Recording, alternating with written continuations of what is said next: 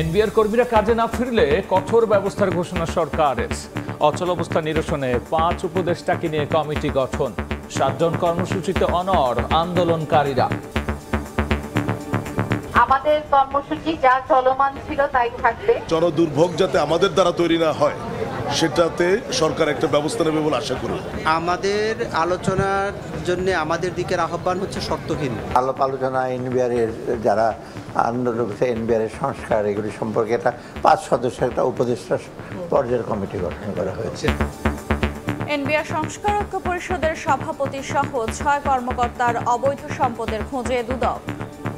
স্বজনপ্রীতি এবং অনিয়মের মাধ্যমে জ্ঞাত আয় বহির্ভূত সম্পদ অর্জনের প্রেক্ষিতে বর্ণিত 6 জন কর্মকর্তার বিরুদ্ধে অনুসন্ধানের সিদ্ধান্ত গৃহীত হয়েছে। এর সাথে ওই যে আন্দোলনের কোনো সম্পর্ক নেই। দেখছিলাম প্রধান শিরোনাম। রাতের সময় সঙ্গে আছি আমি গোলাম রাব্বি এবং আমি আফরোজা মৌটুসী। এবার অন্যান্য শীর্ষ সংবাদ। 8 আগস্ট হচ্ছে না নতুন বাংলাদেশ দিবস। ভুয়া মামলা ঠেকাতে প্রাথমিক তদন্তেই বাদ দেয়া যাবে নির্দোষ ব্যক্তির নাম। ঢাকায় হচ্ছে জাতিসংঘের মানবাধিকার কার্যালয়। যথাসময়ে জাতীয় সনদ দেয়া নিয়ে সংশয় আলী রিয়াজের। ঐক্য হওয়া বিষয় নেই, হতে পারে বলছে বিএনপি। সরকার ব্যর্থ হয় 3 আগস্ট ঘোষণাপত্র দেবে এনসিপি। কুমিল্লায় ধর্ষণ ও ভিডিও ছড়ানোর মামলায় মূল আসামি সহ গ্রেফতার 5। দ্রুত বিচার হবে জানালেন আইন উপদেষ্টা। বিএনপির ঘাড়ে দোষ চাপানোর চক্রান্তে ক্ষোভ। দেশের ইতিহাসে সর্বোচ্চ প্রবাসী আয় চলতি অর্থবছরে এসেছে রেকর্ড $3004 কোটি রেমিটান্স। রিজার্ভ বেড়ে $26 বিলিয়ন। হুন্ডি বন্ধ করে আরও চমক দেওয়ার পরামর্শ।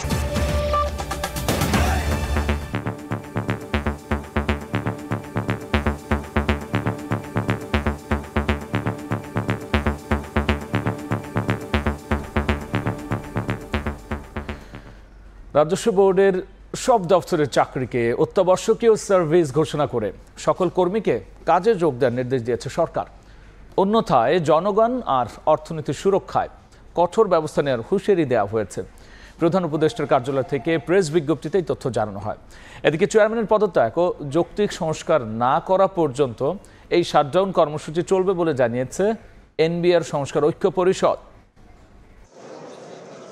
রোববার উপদেষ্টা পরিষদের বৈঠকে রাজস্ব বোর্ডের কর্মকর্তা কর্মচারীদের আন্দোলন নিয়ে আলোচনা হয়েছে। বিকেলে এক বিবৃতিতে এনবিআর সংস্কার ঐক্য পরিষদের আন্দোলনকে অগ্রহণযোগ্য তুলে ধরে অর্থনীতির ক্রমাগত ক্ষতি হচ্ছে বলে প্রেস বিজ্ঞপ্তিতে জানায় প্রধান উপদেষ্টার দপ্তর। এমন পরিস্থিতিতে অতি জরুরি বৈদেশিক বাণিজ্য কার্যক্রম চলমান রাখার স্বার্থে রাজস্ব বোর্ডের সকল দপ্তরের চাকরিকে অত্যাবশ্যকীয় সার্ভিস ঘোষণা করে সবাইকে কাজে যোগ দেওয়ার নির্দেশ দেওয়া হয়। অন্যথায় কঠোর ব্যবস্থা নেওয়ার হুঁশিয়ারি দিয়েছে সরকার। পূর্ব ঘোষিত মার্চ টু এনবিআর কর্মসূচিতে অংশ নিতে রোববার সকাল থেকেই কর্মীরা জড়ো হন আগারগাঁওয়ের রাজস্ব ভবনের সামনে। রাজস্ব আহরণ কার্যক্রম বন্ধ রেখে চলে কমপ্লিট শাটডাউন কর্মসূচি। অনাকাঙ্ক্ষিত ঘটনা এড়াতে মোতায়েন করা হয় আইনশৃঙ্খলা বাহিনীর সদস্য। এদিকে চেয়ারম্যানের পদত্যাগ ও যৌক্তিক সংস্কার না করা পর্যন্ত শাটডাউন কর্মসূচি চলবে বলে জানিয়েছে এনবিআর সংস্কার ঐক্য পরিষদ। আমাদের যে মেইন দাবি এনবিআর চেয়ারম্যান অপসারণের দাবিতে আমরা যদি অর্থ উপদেষ্টার সাথে বসিও এই দাবিটা জানাতে আমরা সেখানে যাব। সেক্ষেত্রে শাটডাউন এই মুহূর্তে যেহেতু গতকালকে থেকে শুরু করেছি, এটা পরবর্তী কোনো প্রোগ্রেস না হওয়া পর্যন্ত চলবে। শাটডাউনের ফলে কাস্টম হাউসগুলোতে ব্যাহত হচ্ছে আমদানি রফতানি কার্যক্রম ও রাজস্ব আহরণ। অতিরিক্ত কাজের মাধ্যমে রাজস্ব আহরণ পুষিয়ে দেওয়া হবে বলে জানান ঐক্য পরিষদের নেতারা। আমাদের যৌক্তিক যে আন্দোলন, যৌক্তিক যে দাবি, সেটা নিয়ে আলোচনা করে এটা সমাধান করলে খুবই ভালো। আর আমরা জাতির আশা দিতে চাই যে আমরা অতিরিক্ত কাজ করে সকল রেভিনিউ আমরা আদায় করে সেই সমস্যা পুষিয়ে দিই। শনিবার ব্যবসায়ী নেতারা এক সংবাদ সম্মেলনে জানান রাজস্ব বোর্ডের শাটডাউনের ফলে প্রতিদিন প্রায় 2,500 কোটি টাকা ক্ষতির মুখে পড়তে হচ্ছে। সাদিক হাসান ইমন, সময় সংবাদ, ঢাকা। এনবিআর ইস্যুতে আলোচনার জন্য উপদেষ্টা ফাউজুল কবিরের নেতৃত্বে 5 সদস্যের উপদেষ্টা কমিটি গঠন করা হয়েছে বলে জানিয়েছেন অর্থ উপদেষ্টা। সচিবালয়ে ব্যবসায়ী প্রতিনিধি দলের সঙ্গে বৈঠক শেষে একথা জানান তিনি। বিকেলে ইন্টারন্যাশনাল চেম্বার অব কমার্সের প্রেসিডেন্ট মাহবুবুর রহমানের নেতৃত্বে বৈঠকে অংশ নেন 10 সদস্যের ব্যবসায়ী প্রতিনিধি দল। বৈঠকে অর্থ মন্ত্রণালয়ের সচিব এবং এনবিআর চেয়ারম্যানও অংশ নেন। বৈঠক শেষে ব্যবসায়ী নেতারা জানান রাতে এনবিআর এর আন্দোলনরত কর্মকর্তাদের সঙ্গে বৈঠক করবেন তারা। অর্থ উপদেষ্টা বলেন, চলমান সমস্যা সমাধানে কাজ করছে সরকার।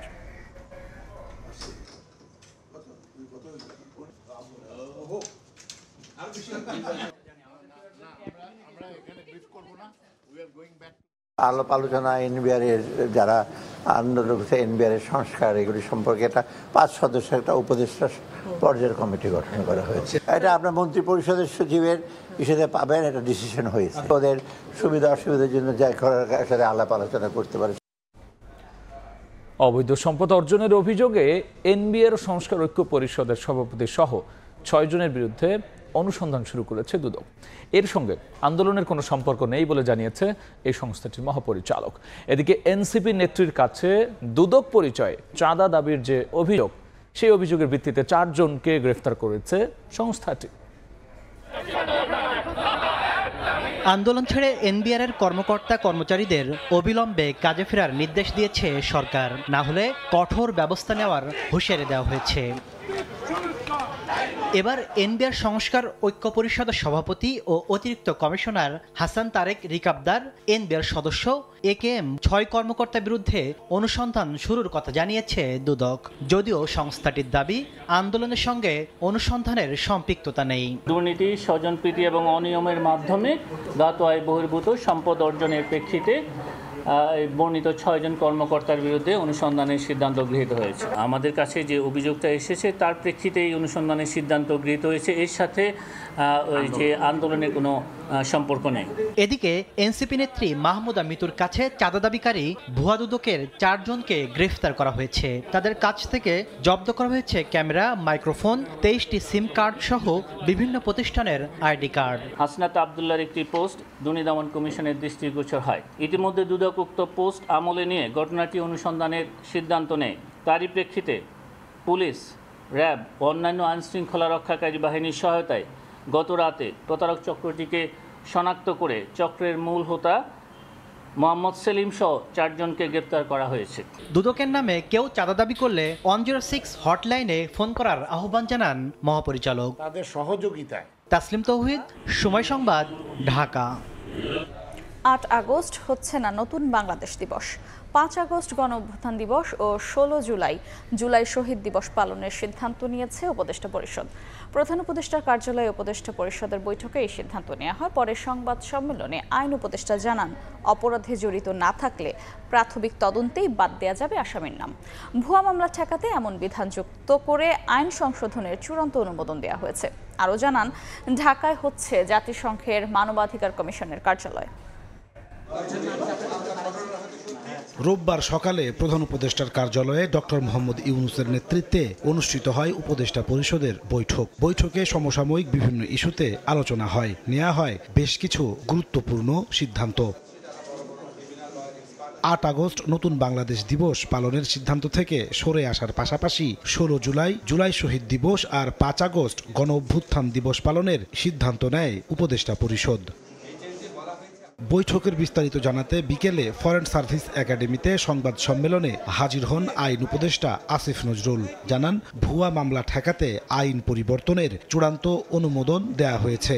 পুলিশ প্রশাসন এবং আদালত প্রশাসন ওনারা একসাথে কাজ করে যেই সমস্ত মামলায় আপনার গ্রেফতার বাণিজ্য বা মামলা বাণিজ্য হচ্ছে, অসংখ্য লোককে আসামি করা হচ্ছে এবং যাদের বিরুদ্ধে প্রিলিমিনারি রিপোর্টে, পুলিশের প্রাথমিক রিপোর্টে কোনো রকম এভিডেন্স পাওয়া যাবে না, তাদেরকে আদালত প্রাথমিক স্টেজে, প্রি ট্রায়াল স্টেজে বিচার শুরু করার আগে ডিসচার্জ করে দিতে পারবেন। এ সময় উপদেষ্টা জানান, ঢাকায় হচ্ছে জাতিসংঘের মানবাধিকার বিষয়ক কমিশনের কার্যালয়। অল্প দিনের মধ্যেই শুরু হবে কার্যক্রম। আশা করি আমরা দ্রুততম সময়ের মধ্যে এমওইউটা সাইন করতে পারবো এবং এটার ভিত্তিতে বাংলাদেশে জাতিসংঘের মানবাধিকার বিষয়ক একটা অফিস হবে। এটা অফিসটা হবে প্রাথমিকভাবে 3 বছরের জন্য। মানবাধিকার কমিশনের কার্যালয় স্থাপন হলে দেশে মানবাধিকার লঙ্ঘনের ঘটনা কমে আসবে বলে প্রত্যাশা আসিফ নজরুলের। মানুষকে রেহাই দেওয়ার একটা সুযোগ করে। নাজমুস সালেহি, সময় সংবাদ, ঢাকা। আন্দোলনকারী এনবিআর কর্মীদের সঙ্গে ব্যবসায়ী নেতাদের বৈঠক শেষে ব্রিফিং চলছে, আমরা সরাসরি যাচ্ছি সেখানে। বিপর্যয় আমাদের সবাইকে দেখতে হয়েছে, তা আমরা ওনাদের সাথে আলাপ করে যে যৌক্তিক এবং আইনসঙ্গত যে বিষয়গুলি আছে সেগুলি নিয়ে ওনাদের সাথে আবার সরকার বসবে এবং দরকার হলে আমরাও সেটার মধ্যস্থতা করব এবং ওনাদের যে কিছু দাবি ছিল তার মধ্যে একটা দাবি ছিল যে এই যে সেপারেশন কিন্তু ওনারাও চায়, বাট এটা যাতে সব স্টেক হোল্ডারদেরকে একত্রে করে তারপরে যাতে একটা প্রপার আলোচনার ভিত্তিতে একটা সুন্দর রাইট একটা যাতে রিফর্ম হয়, যাতে করে এটা ফাংশনাল হয় দেশের জন্য এবং সবার জন্য উপকারে আনে। সেই জিনিসটা আমরা আশা করি যে সরকার আমাদেরকে সে ধরনের আশ্বস্ত করেছেন এবং সেই পরিপ্রেক্ষিতে আমরা ওনাদেরকে আশ্বস্ত করেছি।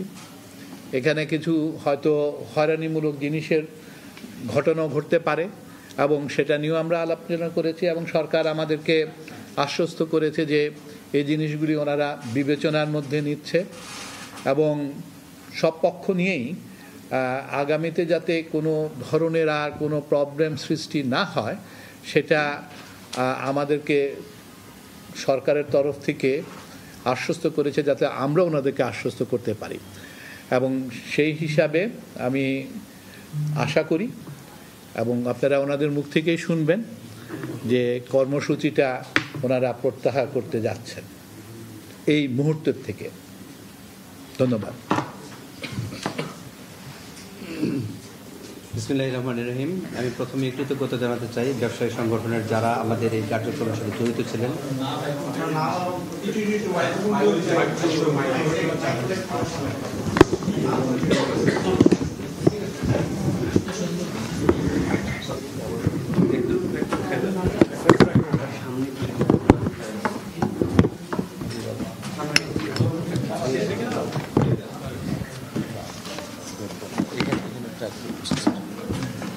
বিসমিল্লাহির রহমানির রহিম। আসসালামু আলাইকুম। আমি প্রথমেই ধন্যবাদ এবং কৃতজ্ঞতা জানাতে চাই যারা ব্যবসায়ী সংগঠনের নেতৃবৃন্দ যারা আছেন এখানে, যারা এই সংকট নিরসনে সর্বাত্মক এবং সর্বোচ্চ প্রচেষ্টা দিয়েছেন এবং সরকারকে বোঝাতে সক্ষম হয়েছেন যে আমাদের দাবিটা যৌক্তিক ছিল এবং আমরা এই সরকারের আশ্বাসের প্রেক্ষিতে আমরা যে কার্যক্রম গ্রহণ করছি এটা আমি একটু পড়ে শোনাবো। আপনারা দীর্ঘ এই আন্দোলনের সময়ে আপনারা এই মিডিয়ার যারা ছিলেন তারা আমাদের সাথে ছিলেন এবং পজিটিভ নিউজ করেছেন, এজন্য আপনাদেরকে ধন্যবাদ জানাই। আমি এখন একটু আমাদের প্রেস রিলিজটা একটু পড়ছি। এনবিআর সংস্কার ঐক্য পরিষদের ডাকে গত কয়েকদিনের কর্মসূচি এবং গতকাল ও আজ অর্থাৎ 28 এবং 29 জুন 2025 তারিখের যে কমপ্লিট শাটডাউন চলছে তার প্রেক্ষিতে আমদানি রপ্তানি তথা দেশের অর্থনীতির যে অচলাবস্থা সৃষ্টি হয়েছে তা নিরসনে দেশের ব্যবসায়ী নেতৃবৃন্দের উদ্যোগ এবং আলোচনাকে আমরা স্বাগত জানাই। মাননীয় অর্থ উপদেষ্টার সাথে ব্যবসায়ী নেতৃবৃন্দের আলোচনার প্রেক্ষিতে কিছু বিষয়ে ইতিবাচক প্রতিশ্রুতি পাওয়া গেছে। অন্যদিকে সরকার রাজস্ব ব্যবস্থার সংস্কারে যে 5 সদস্য বিশিষ্ট উপদেষ্টা কমিটি গঠন করেছে তাকে ঐক্য পরিষদ স্বাগত জানায়। আমরা এই কমিটির সাথে সক্রিয়ভাবে কাজ করে টেকসই রাজস্ব সংস্কার করতে অবদান রাখতে পারব বলে আশা করি।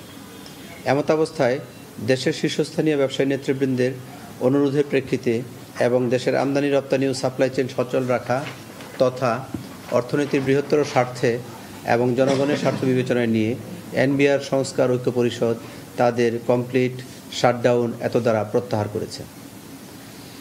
তবে একটি পূর্ণাঙ্গ এবং টেকসই রাজস্ব ব্যবস্থা সংস্কারে আমাদের উদ্যোগ ও কার্যক্রম যথারীতি অব্যাহত থাকবে। বিগত কয়েকদিনের কর্মসূচিতে আমাদের সাথে থাকার জন্য দেশবাসী, প্রিন্ট ও ইলেকট্রনিক মিডিয়ার সাংবাদিকবৃন্দ, সিভিল সোসাইটি ও সর্বোপরি দেশের শীর্ষস্থানীয় ব্যবসায়ী নেতৃবৃন্দকে অশেষ ধন্যবাদ জানাই। আমি হাসান মোহাম্মদ তারেক রিকাবদার, সভাপতি এনবিআর সংস্কার ঐক্য পরিষদ।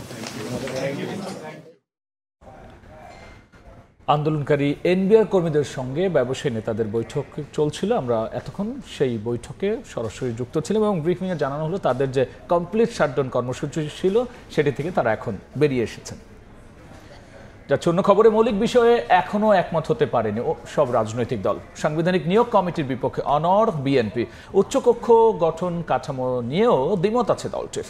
এনসিপির অভিযোগ বিএনপি সহ কয়েকটি দলের কারণেই আটকে আছে এই মৌলিক সংস্কার। সংস্কারবিহীন নির্বাচন হলে আগের অবস্থা ফেরার শঙ্কা প্রকাশ করেছে জামাত।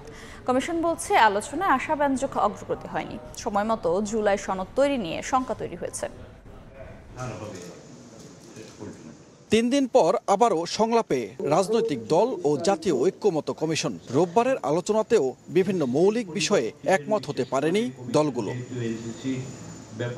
সাংবিধানিক ও সংবিধিবদ্ধ প্রতিষ্ঠানের নিয়োগ কমিটি, দ্বিকক্ষ বিশিষ্ট সংসদ, উচ্চকক্ষের নির্বাচন প্রক্রিয়া, উচ্চকক্ষের দায়িত্ব ও ভূমিকা নিয়ে ঐক্যমতে পৌঁছতে আলোচনা চলে। তবে 3 দিনেও সাংবিধানিক প্রতিষ্ঠানের নিয়োগ কমিটি নিয়ে একমত হতে পারেনি সব দল। দ্বিকক্ষ সংসদের বিষয়ে প্রায় সবাই একমত। আজকে আমরা বলেছি বাংলাদেশের বাস্তবতায় উচ্চকক্ষ একেবারেই অপ্রয়োজনীয়। আমরা দ্বিকক্ষ চাই, কিন্তু প্রায় সবারই এই দ্বিকক্ষের কনস্ট্রাকশন, এটার পাওয়ার অ্যান্ড ফাংশন নিয়ে কথা আছে। বিচার বিভাগের প্রতিনিধিদের সমন্বয়ে একটা নিয়োগের কমিটি থাকতে হবে, না হলে বাংলাদেশে গণতান্ত্রিক যে ভারসাম্য ক্ষমতার ক্ষেত্রে সেটা তৈরি হবে না। এই সাংবিধানিক ও সংবিধিবদ্ধ প্রতিষ্ঠানের নিয়োগ কমিটি, এটা আমরা চাই। দলগুলো যেভাবে এগুচ্ছে তাতে জুলাই মাসে জুলাই সনদ স্বাক্ষর নাও করা যেতে পারে বলে শঙ্কা জানান এবি পার্টির সাধারণ সম্পাদক। অন্যদিকে সংস্কারবিহীন নির্বাচন হলে আগের অবস্থায় ফিরে যাওয়ার শঙ্কা জামায়াতের। এই আশঙ্কাটা আমরা করছি যে জুলাইতে আসলে জুলাই সনদ হবে কিনা। সংস্কারবিহীন একটি নির্বাচনে যদি আমরা এগিয়ে যাই, সেই নির্বাচন দেশের পরিবর্তন আনবে না। সাংবিধানিক পদে নিয়োগ কমিটি গঠনে আগের অবস্থানেই অনড় বিএনপি। উচ্চকক্ষের বিষয়ে একমত হলেও গঠন কাঠামো নিয়ে দ্বিমত রয়েছে দলটির। আর এনসিপির অভিযোগ বিএনপি সহ কয়েকটি দলের জন্য আটকে আছে মৌলিক সংস্কার। জুলাই সনদ বলি বা জাতীয় সনদ বলি, এই বিষয়ে স্বাক্ষরিত হওয়ার জন্য সবচেয়ে বেশি আন্তরিকতা আমরা প্রদর্শন করেছি। আমাদেরকে বাধ্য করা হয় যে এই সমস্ত বিষয়ে একমত হতেই হবে, সেটা তো সঠিক হলো না। যে মৌলিক সংস্কারের জায়গাটা বিএনপি এবং তার সঙ্গে সমমনা কয়েকটি দল, তাদের কারণে আসলে আটকে আছে। রাজনৈতিক দলের সঙ্গে আলোচনার অগ্রগতি আশাব্যঞ্জক নয় জানিয়ে সময়মতো জুলাই সনদ ঘোষণা নিয়ে শঙ্কা জানান কমিশনের সহসভাপতি। সকলের উপর যে দায়িত্ব অর্পিত হয়েছে সে দায়িত্ব পালনে আমরা যেন কোনোভাবে কুণ্ঠিত না হই। আমরা আশা করেছিলাম আবু সাইদের শাহাদাত বার্ষিকীতেই আমরা সকলে মিলে এই সনদে স্বাক্ষর করতে পারবো। সেটা কতটা সম্ভব হবে সেটা আপনাদের উপর নির্ভর করে।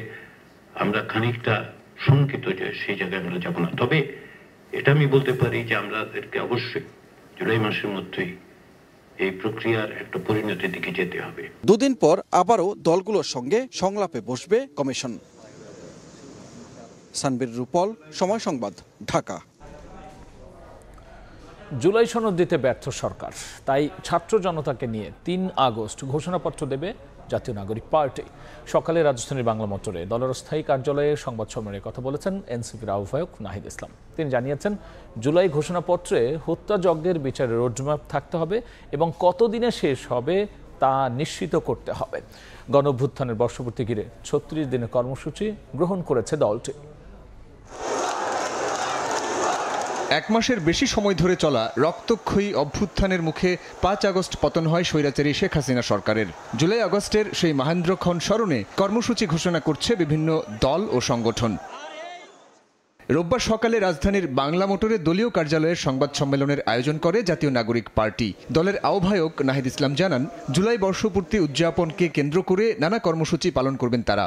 1 জুলাই থেকে 30 জুলাই পর্যন্ত আমাদের সারা বাংলাদেশ ব্যাপী আমাদের 64টা জেলায় জুলাই পদযাত্রা হবে। শহীদ আবু সাইদের কবর জিয়ারতের মাধ্যমে এই পদযাত্রাটি শুরু হবে। এই বছর 3রা আগস্ট শহীদ মিনারে ছাত্র জনতার জুলাই ঘোষণাপত্র ইস্তেহার পাঠ কর্মসূচি অনুষ্ঠিত হবে। 5ই আগস্ট আমরা ছাত্র জনতার মুক্তি দিবস উদযাপন করব। প্রশ্নোত্তর পর্বে নাহিদ জানান, জুলাই ঘোষণাপত্র তৈরির প্রতিশ্রুতি রক্ষা করতে পারেনি অন্তর্বর্তী সরকার। এ সময় গণহত্যার বিচারের রোডম্যাপ ঘোষণারও দাবি জানান তিনি। জুলাই ঘোষণাপত্র দেওয়ার মেয়াদকালটি কিন্তু শেষ হয়ে গিয়েছে কয়েকদিন আগে, যে 30 কার্যদিবস ছিল, এবং সরকারের জায়গা থেকে এখনো কোনো ধরনের বক্তব্য আসলে আসেনি। সরকার যেহেতু ব্যর্থ হয়েছে, আমরা কারো উপর নির্ভরশীল নই। সাংবাদিকদের প্রশ্নোত্তরে বৈষম্য বিরোধী ছাত্র আন্দোলনের উমামা ফাতেমার বিষয়ে কথা বলেন এনসিপির দক্ষিণাঞ্চলের মুখ্য সংগঠক হাসনাত আব্দুল্লাহ। বর্তমানে এখন দায়িত্বপ্রাপ্ত আছেন বা পূর্বের যেই এক্সিকিউটিভ যেই কমিটি ছিল, আমরা তার এই বিষয়গুলো দেখছেন। এবং সেই অনুযায়ী ব্যবস্থা নেওয়া হবে। জাতীয় নির্বাচনের আগেই সংস্কার ও বিচারের রোডম্যাপ বাস্তবায়নে অন্তর্বর্তী সরকারের প্রতিশ্রুতি চেয়েছেন এনসিপি নেতারা। সাইফুল রুদ্র, সময় সংবাদ, ঢাকা। আনুপাতিক পদ্ধতিতে নির্বাচন সহ নানা দাবি তুলে একদল লোক জাতীয় নির্বাচন পেছাতে চায় বলে অভিযোগ করেছেন বিএনপির স্থায়ী কমিটির সদস্য মির্জা আব্বাস। এদিকে আরেক স্থায়ী কমিটির সদস্য আমির খসরু মাহমুদ চৌধুরী বলেছেন, নির্বাচনকে প্রশ্নবিদ্ধ করার কিছু নেই। ফেব্রুয়ারিতে নির্বাচন সামনে রেখে সবাই প্রস্তুতি নিচ্ছে বলেও মন্তব্য করেছেন তিনি।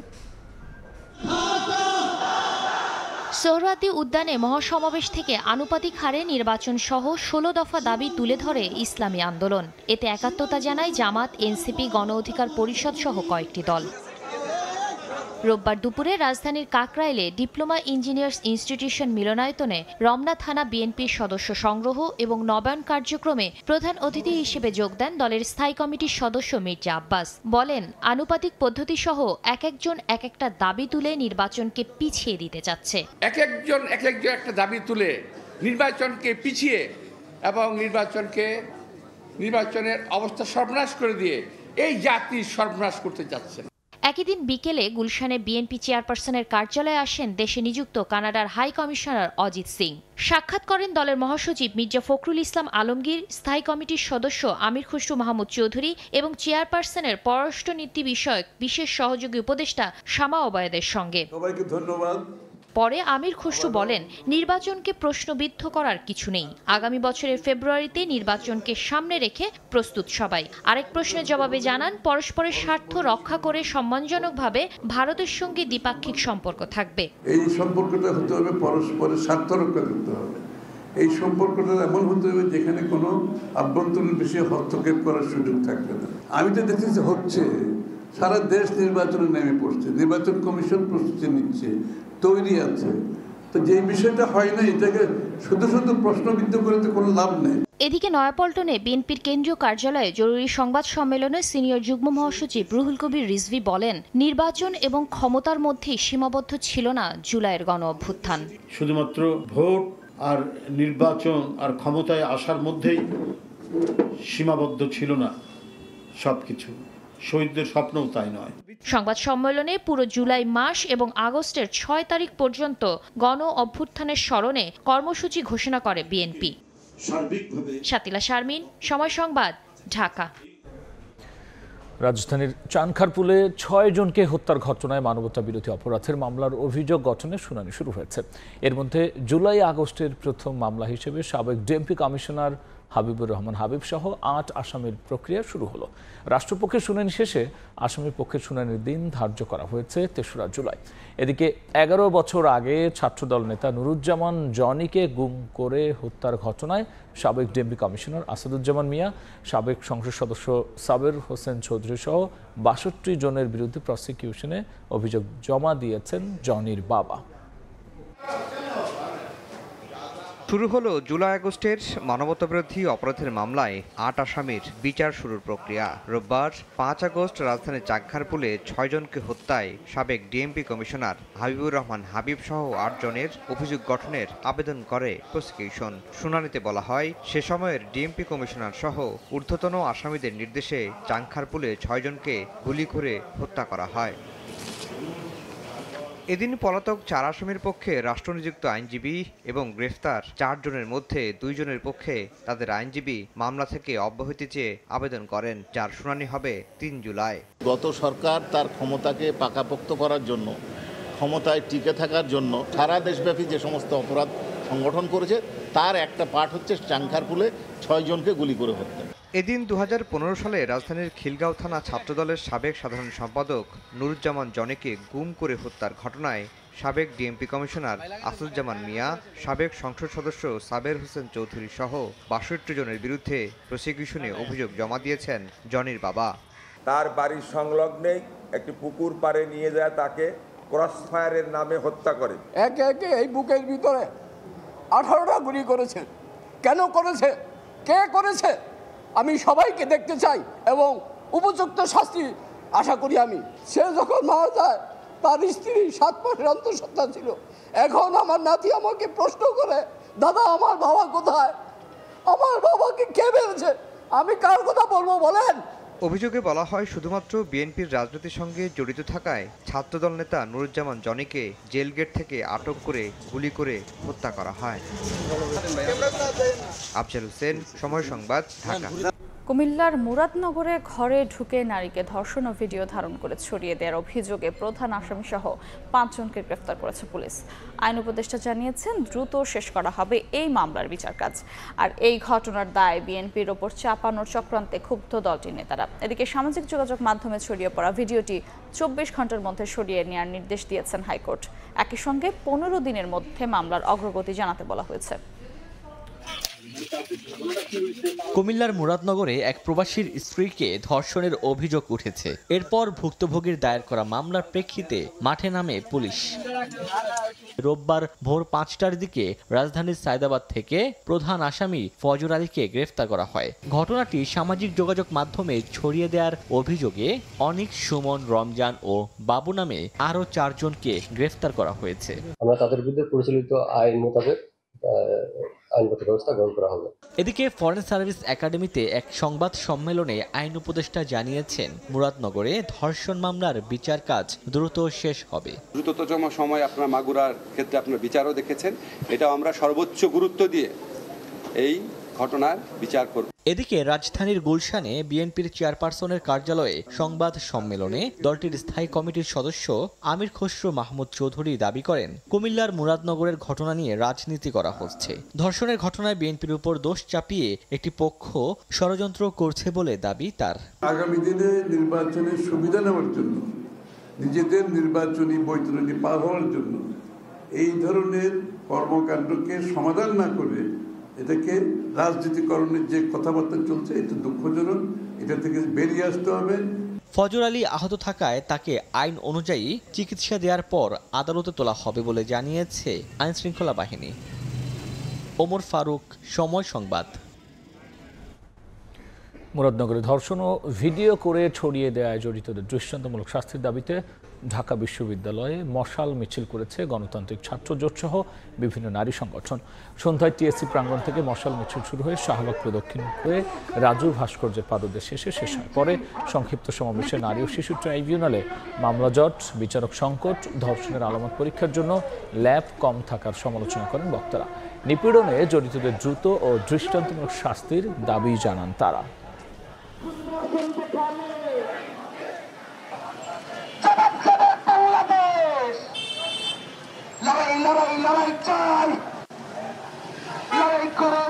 এই ঘটনায় আপনারা কদিন পরে এদেরকে জামিন দিয়ে দিবেন? এভাবে তো চলছে। আমাদের এখনো নারী ও শিশু ট্রাইব্যুনালে হাজার হাজার মামলা, নারী ও শিশু ট্রাইব্যুনালের বিচারক নেই। আমাদের ধর্ষণ পরীক্ষার জন্য, আলামত পরীক্ষার জন্য ফরেনসিক ল্যাব একটা মাত্র এখনো। এই নিপীড়কের যারা দোষর, এই নিপীড়ক যারা করে, সেই নিপীড়কদের বিরুদ্ধে আমাদের প্রতিরোধ চলবে। হাসপাতালে বড় ভাইয়ের লাশ দেখে বাসায় ফেরার পথে ট্রাক চাপায় নিহত হয়েছেন ছোট ভাই ও 2 ভাগ্নে। শনিবার রাতে রাজধানীর উত্তরায় ঘটেছে মর্মান্তিক এই দুর্ঘটনা। নিহত 3 জনের মধ্যে ছোট ভাই জাবেদ আলম 2.5 মাস আগে স্ত্রীকে হারান। এবার বাবাকে হারিয়ে নিঃস্ব তার 2 সন্তান। 2 ভাগ্নের মধ্যে একজন বিশ্ববিদ্যালয়ের শিক্ষার্থী, আরেকজন চাকরি করতেন।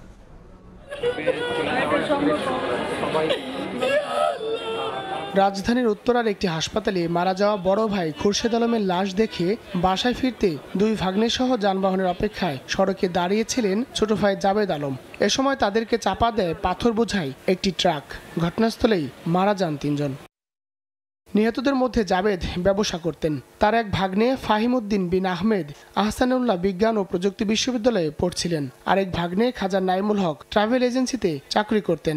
নাইম ও ফাহিম খালাতো ভাই, জাবেদের 2 বোনের ছেলে। মর্মান্তিক এই প্রাণহানির খবর শুনে শহীদ সোহরাওয়ার্দী মেডিকেলের মর্গে হাজির হন স্বজন ও সহপাঠীরা। তাদের আহাজারিতে তৈরি হয় হৃদয় বিদারক পরিবেশ।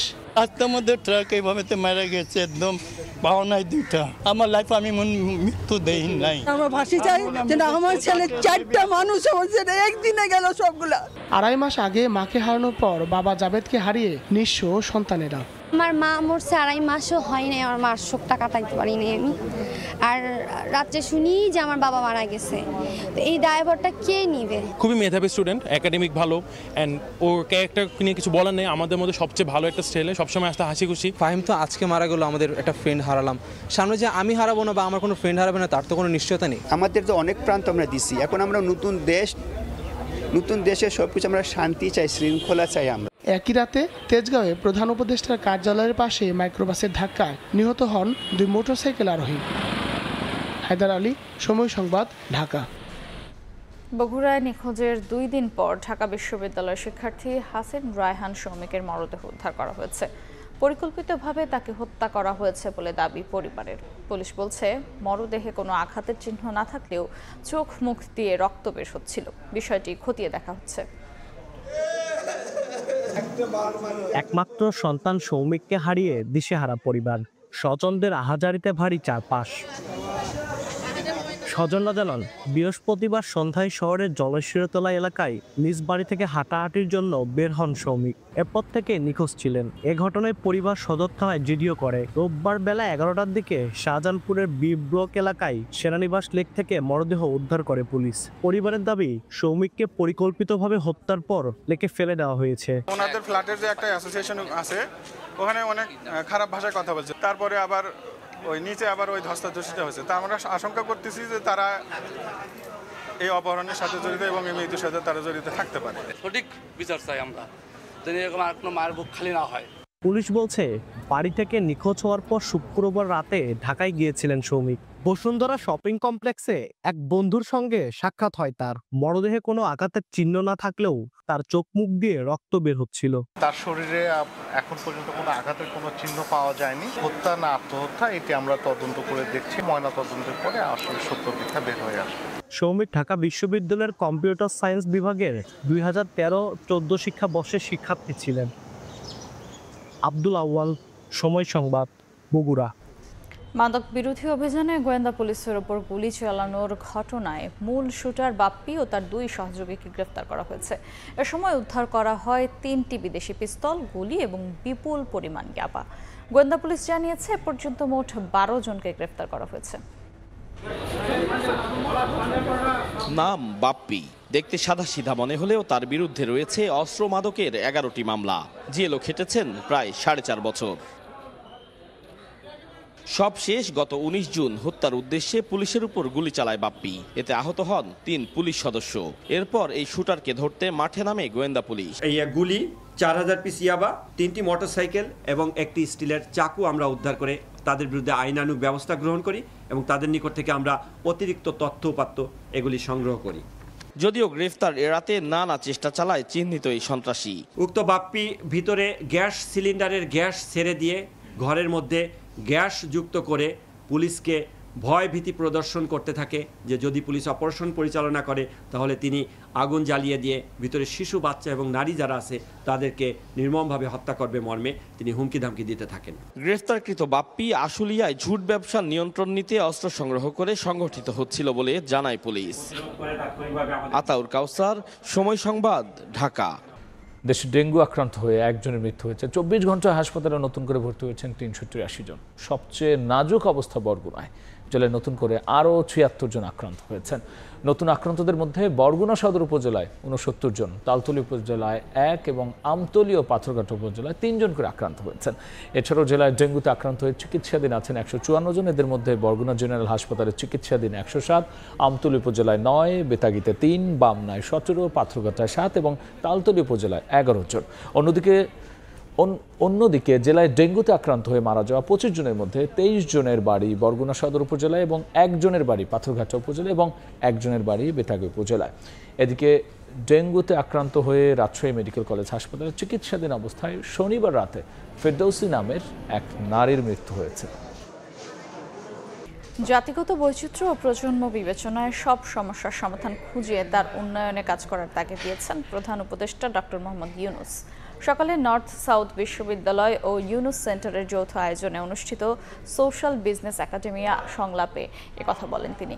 এ সময় সবাইকে ঐক্যবদ্ধভাবে এগিয়ে যাওয়ার আহ্বান জানান সংলাপে উপস্থিত অন্য উপদেষ্টারা।